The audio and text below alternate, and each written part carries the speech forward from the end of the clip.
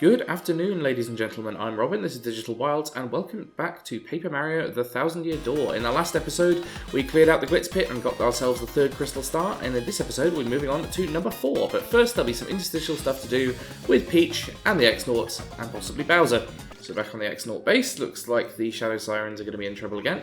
Beldum, tell me, what good are you? You still haven't taken care of that Mario character.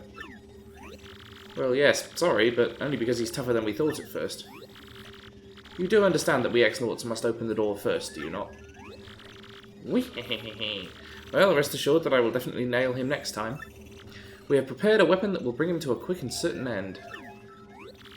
I trust your words, though I rapidly lose my patience. Just leave it to us, sire. Let's away, my lovelies. Marilyn, Vivian.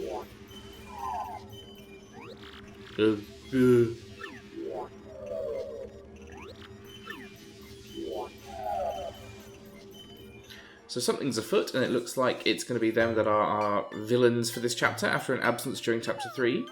And we return to Peach. No doubt about it, I'm officially bored. Those awful X things haven't been back to ask about the map. I wonder, is it safe? I think we're about to find out. So, off to Tech's room again. I imagine there's going to be some kind of task at hand. It was dancing before, and it might be something a bit more involved now. Hello, Princess Peach. You always call me in without warning, Tech. What is it this time? I apologise. I would like you to go to where Sigrodus is and ask him something. What? What do you mean, go ask? I recently obtained specific information that brought on an issue to my attention. You are the main computer here, right? Why is there anything you don't know? I am unable to know things that are not entered into my CPU or otherwise recorded. That is why I want to know what Sigrodus is thinking about this issue. But even if I try and go and see him, they'll catch me and send me back to the room. That is true. But you will find a soldier's room one floor up. Take the elevator. Once there, please obtain a soldier's uniform and change into it, avoiding detection. You will go see Sigrodus looking like a soldier. You mean I'll be disguised? I imagine you won't take no for an answer, will you? You imagine correctly. Alright, fine, I guess. Well, what do you want me to go ask Rodus? I will tell you.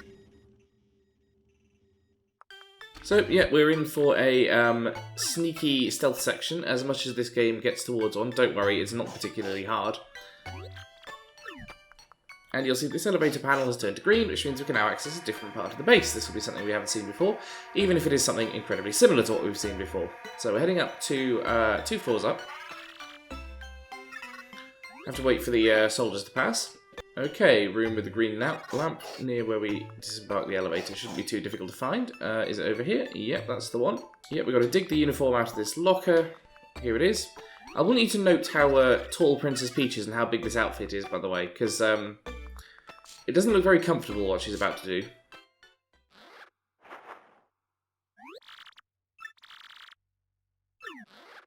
So for the second time in the game, Peach is getting undressed to the benefit of Tech. And yep, she seems to have shrunk by about 50% as well. Interesting to see that the X-Naut's outfit is a full-body outfit, so we never actually get to see what an X-Naut looks like underneath the mask. Hey Slacker, what part of do not leave your post don't you understand, huh? Oh, you're on your break? Well, fine, carry on. Yeah, so at this point, there's no real threat in terms of stealth. We just have to wander around, and yeah, we immediately make it to Grodus, so it's not a very involved section, but we can sort of wander around his room a bit and see these strange orbs he's got here. If you have a look back here, there's a door to his private room. We can't get through there yet, but we will do eventually. So there's little else for it for now. We just have to go talk to the big guy. Excuse me, Sir Grodus. Yes, what is it? Speak. Well, it's about Princess Peach. What do you plan on doing with her going forward? Something is wrong with your voice, X-Naut. Perhaps I have a throat lozenge? No, never mind. Oh, about Princess Peach. I have no interest in what that woman has to say, just keep her locked in the room. But don't ever, ever treat her roughly, you understand? Tell the others as well. But, why in the world are we keeping her here, then? It's none of your business. Don't forget your place, you impudent worm. Concentrate on getting the legendary treasure. That is all I require of you. We X-Nauts need that treasure to conquer the world. Don't forget it. Conquer the world? Legendary treasure? What are you blathering about now? Something is odd about you. No, nothing odd. So, Roger, or whatever, please excuse me. You know what? I like a nice accessible boss, and we might be an impudent worm, but we're not an impudent worm that he's blasted into dust with his magic staff, so, you know, it's something. So it's something to do with collecting the crystal stars, and let's just quickly change back into our original outfit. We're very lucky that nobody found that dress while we were out sneaking around. Good old pink dress, my favourite. Why would I ever wear anything different? I like the idea that in her wardrobe back in the castle, she's got like 25 different pink dresses that are all completely identical. Tech, you terrible machine, so your goal is to conquer the world, is it? Oh, don't blame him. Of course, after all, I was built for that purpose. Conquering the world, how could you? Princess Peach, allow me to ask you something. Do you like the world you live in? There are many problems in the world, many sorrows. Do you like such a world? Of course I do. Nobody likes everything about the world, but I love the good parts. I mean, you are a princess. You pretty much don't have to interact with the bad parts. There are many sorrows, sure, but there is also joy. Is that so? Tell me, will the crystal stars help you conquer the world, and what's this treasure? I'm afraid I cannot answer. Answering those questions is prohibited by Sir Grodus. Oh, never mind. I must at least inform Mario about this awful plan for world domination. Tech, let me use your communicator. I suppose I can allow that. Please use the communicator. Interesting that, clearly Peach and Mario hadn't clocked that the X-Nauts are trying to take over the world, given that every other villain they ever fight has been trying to take over the world. Right, that's it for Peach for now. See you later, Tech.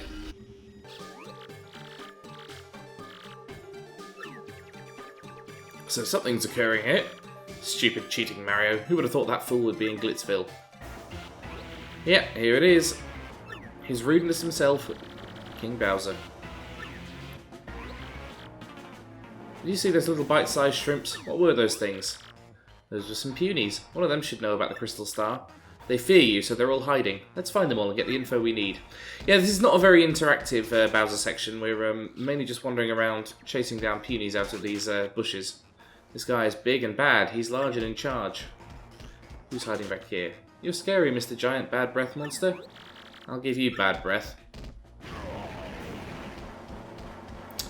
Okay, who else have we got? Aha! There's a purple little blob on the puny here. Uh-oh. The puny elder. You're one of them, aren't you? One of the evildoers. You want our crystal star. Ha, see? I knew it. This ugly thing knows what the crystal star is. Tell us. How rude. Ugly thing? How dare you, you wretched crone? I am the great puny leader.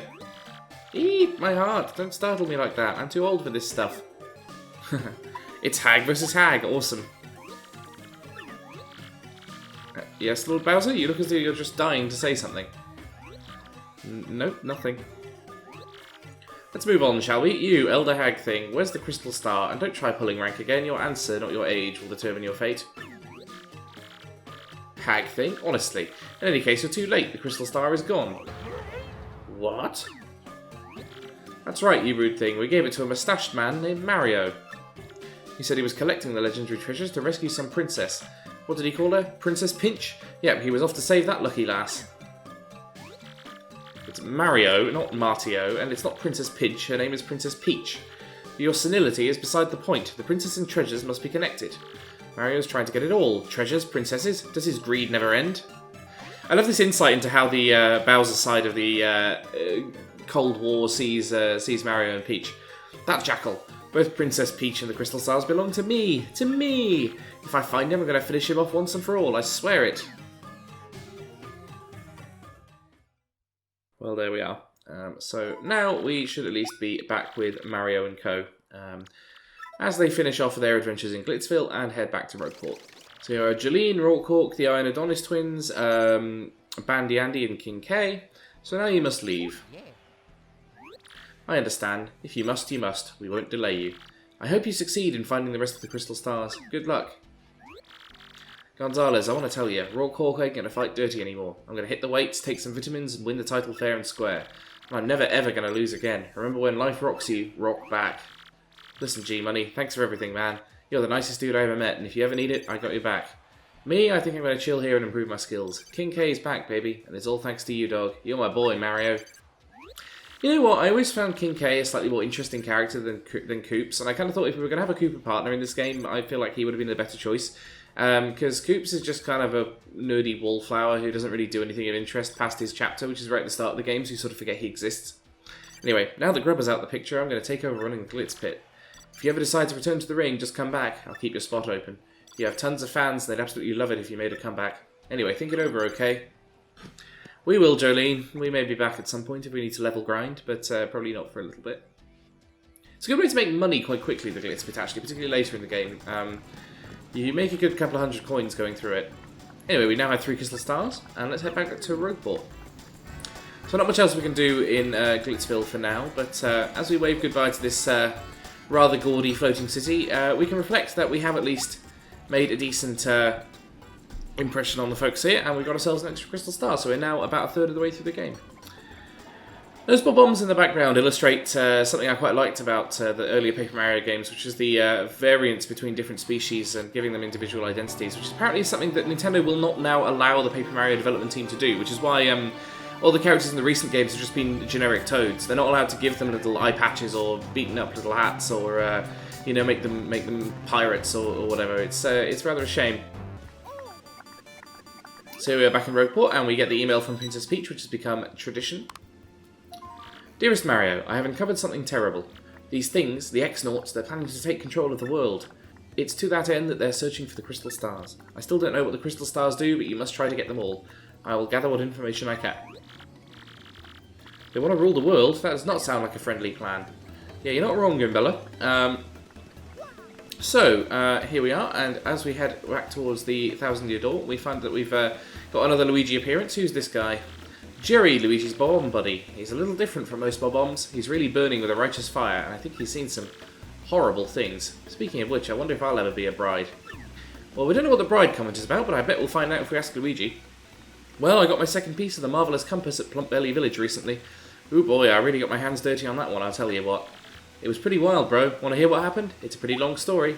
Once we made landfall on the Strudel continent, we made for Plump Belly Village. Once we got there, though, we immediately noticed that something was wrong. We learned from the mayor that the town was ruled by a giant snake named Hizza. He said his own daughter was going to be offered up as a sacrifice to this beast too. So of course, being heroic, I offered myself up to go in her stead. Brave, huh? Now the custom was for sacrifices to be dressed as brides, so I got all dolled up. I was one hot sacrifice, bro. I fooled our foes and got in Hizza's lair. It was kind of rough fighting in that gown, but I managed. Chiffon really chafes, bro. I finally found Hizza, and the snake had a second head on its tail. Talk about scary. I fainted real quick, but when I came to, managed to distract both heads. It reared up, fangs bared to attack, and at that moment I deftly lunged left.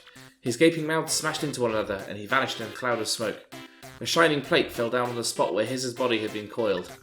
Yes, another compass piece. I set it, and it pointed east, to Circuit Break Island. Just as I was about to leave town, the mayor asked me to stay and marry his daughter. I thought about it, she was sort of cute, but we ended up sneaking off the next morning. I mean, I still had to save Princess Eclair from the Chestnut King. And when the marvellous compass activated this time, I heard somebody's voice. It was so beautiful, bro. I'm certain it was Princess Eclair's voice. My heart began to race. That's when I realised it. Princess Eclair. I kind of zoned out there. So yeah, we set sail again after ditching town. Somehow I managed to get back here to Rogueport, and here I am. Oh, Luigi's Adventures. I'd love to play them at some point. They should do like a paper Luigi game. Should have done that during the year of Luigi in 2014. Anyway, let's hear what Jerry has to say. Hi, I guess. I'm Jerry. I'm a bob-omb from Plump Belly Village. Nice meeting you. Sorry I sound so down, but you would be too if you saw Luigi dressed as a bride. I'm serious. It scarred me. Honestly scarier than that giant snake thing. I feel I now have a moral duty to stop Luigi from ever dressing as a bride again. I have to protect the world from my fate. That's why I'm sticking close to this guy. Poor Jerry, he's doing the Lord's work. Anyway, not much we can do for him for now, so let's head back through town. Now, of course, we haven't gained too many more abilities, but we do have Yoshi and the new hammer attack. But first things first, now we've got a couple of hundred coins. Going to head back to that rat guy who hangs out by the docks and see if he wants any more investment for his trip to the oil fields. Yep, so he wants another 100 coins. I'll give him 100 for now. I think we've got another couple of opportunities to do that, and then it will his expedition will come to fruition. Anywho, let's see what Charlieton has to offer. Double Pain doubles the damage Mario takes. That's basically if we want to do a challenge run. Shooting Star is quite a powerful attack item, so it might be useful to have, but I don't have an immediate need for one. Dried Shroom, obviously, not very useful except outside a couple of recipes, and the Ultra Shrooms are quite expensive, but not the item we're looking for from him so far, which is a bit of a shame. While I remember it, we've got an extra couple of badge points here, which can be kind of useful to have. I'm just thinking if there's anything we can swap out. Not for now, but I think re-equipping multi-bounce is a pretty good idea. And it might be useful to have ourselves... I think Damage Dodge P would be a useful thing to equip, make our allies a little bit tougher. Now head over into the next part of town here, and first things first, we got ourselves a trip to Merlon, so we can upgrade our partners. I don't know if we got many Shine Sprites in this... Yeah, last chapter. No, we didn't. We only got 2. I swear there might have been another one in the Glitz Pit, but I don't remember seeing one, which is a bit of a shame. So I'll have to wait until we get another one. But that's a bit annoying, but it's not the end of the world. But now we've got Edgar the Yoshi on our team. We can float across gaps, so what we can do is float over here and climb these boxes, which gets us onto this roof. So first things first, stomp that plate and we get ourselves access to a star piece, and then we can also Yoshi over to this roof, and over here we found ourselves one of Rogueport's mini Shine Sprites, which takes us up to 3, which means we can now go and upgrade Yoshi. Now we can talk to him, and only partner we can upgrade, we get Mini Egg, which makes our enemies tiny. It's not ultimately that useful, but getting the extra attack power is handy when he has a multi-hit attack like his standard one is.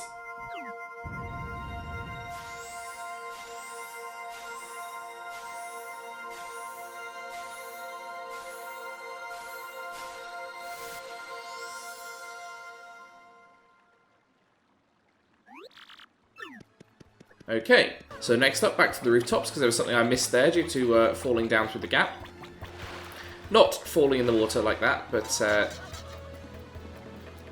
just showing off my deft expertise at platforming there. So instead of jumping over to that house at the back, if we hop our way along this roof here, we've got this artist guy. He's Grifty, the travelling minstrel. He spins tales that's... he basically... You give him money and he... gives you backstory on the Rogueport. So, for example, learn about the story of the 4 heroes. The Boo used her powerful magic to learn more about the evil they faced. We cannot destroy this darkness alone, she decided, making her face a grim mask. We need the Toad hero of Petal Meadows and the wise Goomba of Boggly Woods. The Boo's magic drew the 4 heroes together to send the demon from the world. And so the 4 heroes finally set out for the Palace of Shadow. So, yeah, as you go through, you unlock more and more of this. You can get basically the story of how the evil creature in the Palace of Shadow was defeated the first time. Behind this chimney pot, by the way, there is a star piece. So one last thing, which is if we just quickly hover our way over to the original rooftop, we can turn sideways and head through this gap. And that drops us over here, where we get ourselves another Shine Sprite. Excellent work. Now, there are a couple of ways we could have done that. We could have floated over from these steps, but that is by far the easiest way to do it. So with those Shine Sprites in hand, there are a couple more errands we need to run. First things first, head back over to the rich side of town, flip our way through this grate, and now that we've got Yoshi's floating ability, we can hover over here, getting ourselves another Shine Sprite for one thing. For a second thing, we've got this door. This is the pipe that leads to Chapter 4, but as you'll see if we attempt to go through it, we get spat back out. It's just useful to do that now before we get into a big conversation about it later, so that we can attempt it down the line. And the last thing, if we head down this pipe, we get ourselves a tiny little platforming section. Not very difficult, but you know the score. And over on the other side, we get ourselves the star piece. Not sure how many that makes now. It looks like we are on 11, which is enough to go and get something pretty decent from Dazzle if we wanted to.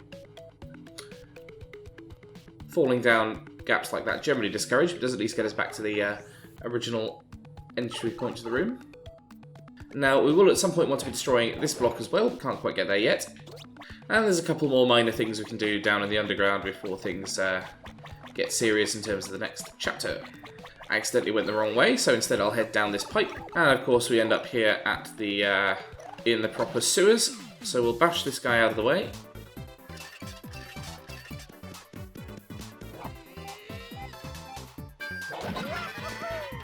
And you'll see this is our first battle as a member of the B-list star ranking. So the arena looks fairly different. We've got some curtains, so we've got slightly nicer seating with these Christmas lights at the bottom of the stage. It's all very nice to see. Edgar the Yoshi not very useful here, so we'll just have to go over to Coops.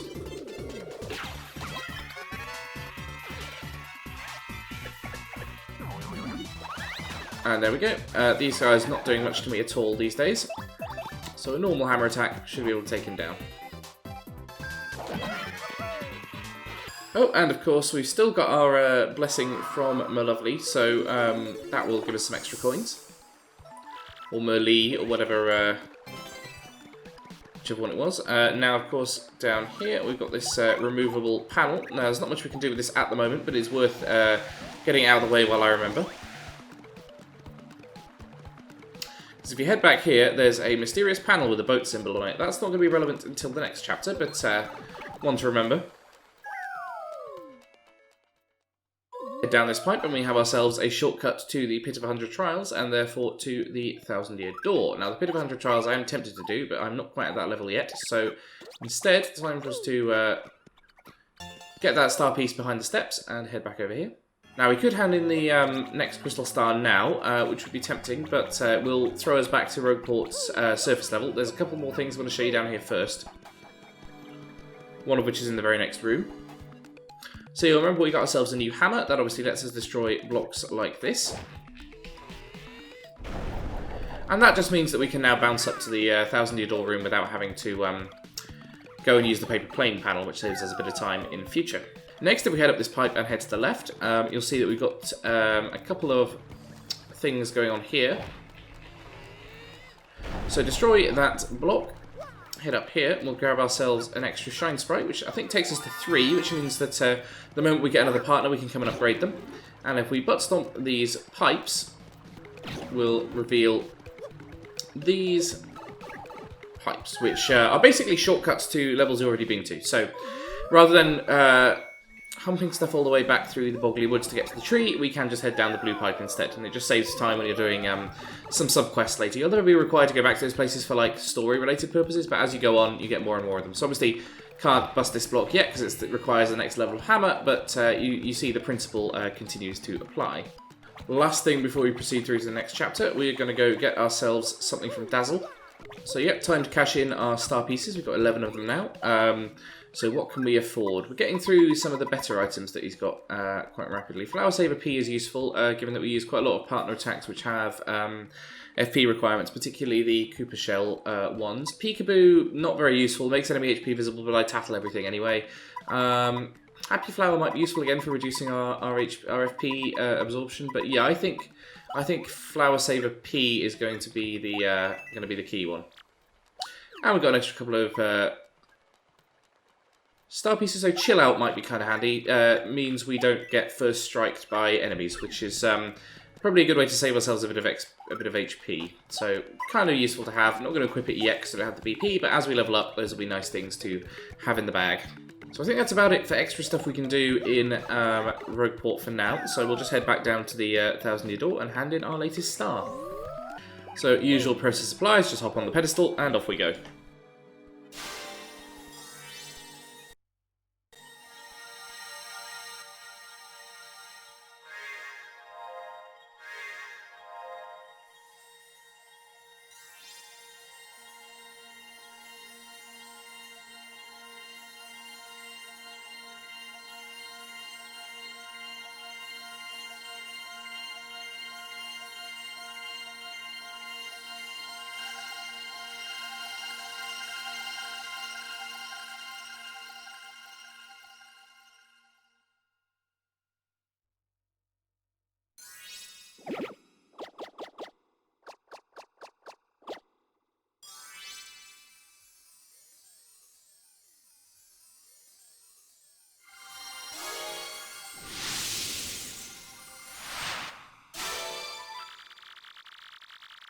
Okay, so we have ourselves a new crystal star location. Let's take it over to Frankly and see what he has to say. Oh, yeah. So Frankly's a little bit surprised, to say the least.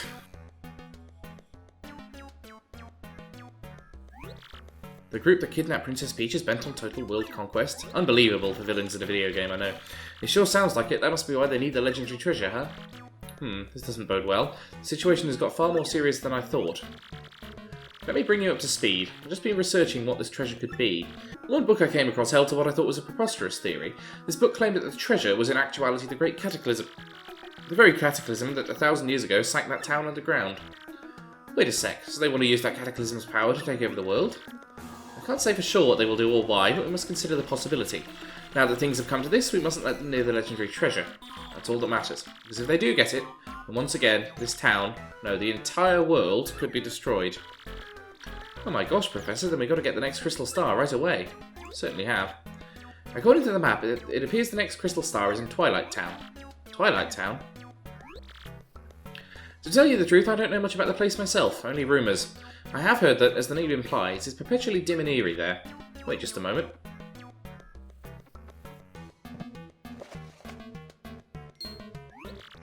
Aha! There appears to be a pipe to Twilight Town somewhere here in Rogueport. I do believe it's somewhere underneath the west part of town. Yes, definitely. If you get stuck for any reason, just come back and see me again, okay? Professor, we found the pipe and tried to go through, but we got pushed back out. You can't get through the pipe, you say? How odd. I'm afraid I haven't the foggiest idea of what you should do. Well, fortunately, Professor, I do. Oh, of course. I've heard that a fellow from Twilight Town lives here in Rogueport. If anyone knows how to get through the pipe, it'll be him. His name was, dang, what was it? Ah yes, the lover of dark places, Darkly. I've seen him loitering right here in the part of town in the past. Look for Darkly. Well, I know exactly where he is. So you remember this false wall we came across earlier? Well, back here, hiding in the corner, is this shadowy little chap. Hi there, the name's Darkly. Do you guys need something? He seems very friendly. You want to know how to get through this pipe to Twilight Town? Couldn't be easier. You just need to have something that has your name written on it. Don't you have anything that has your name written on it? Come on, everyone does. What a weird requirement. No, really? Okay, hang on, I'll write it for you. What's your name? Mario, huh? Okay, I'll write it here on the seat of your overalls. It's funny because bum. There, perfectamundo. While I'm at it, I'll write your partner's name too. What's your name? Goombella. Teehee, that tickles. I don't know where your errand is taking you to Twilight Town, but I hope it goes well. I'll be rooting for you. Thanks, Darkly, you're a good guy. Anyway, the odd thing is he doesn't write them on the seat of the other partner's pants, but they're still allowed to go through anyway. So, now that we've done that, it's a quick jaunt over to Twilight Town. Just going to make a quick stop off at the badge shop, just in case there's anything good they've got in store. Now, there are a couple of interesting things here. The Unsimplifier makes the action commands harder, but you get more star power, which is very useful for when you're doing things like Tattle, which don't require any sort of damage. Just means you can get extra star power relatively quickly. Last Stand is handy, but I think we already have it. Ice Smash, yeah, potentially useful to freeze enemies. The rest of these, yeah, not hugely useful. Okay, never mind then. And with that done, we'll just quickly drop down here, and we'll find ourselves back at the Forbidden Pipe. Only now, it's not forbidden at all. So without any further ado, down to Twilight Town. And here we are, Chapter 4. For pigs, the bell tolls. Now that will give you a bit of a clue as to what's going on here. But we'll emerge into Twilight Town and see that something is afoot. Not a very happy looking place.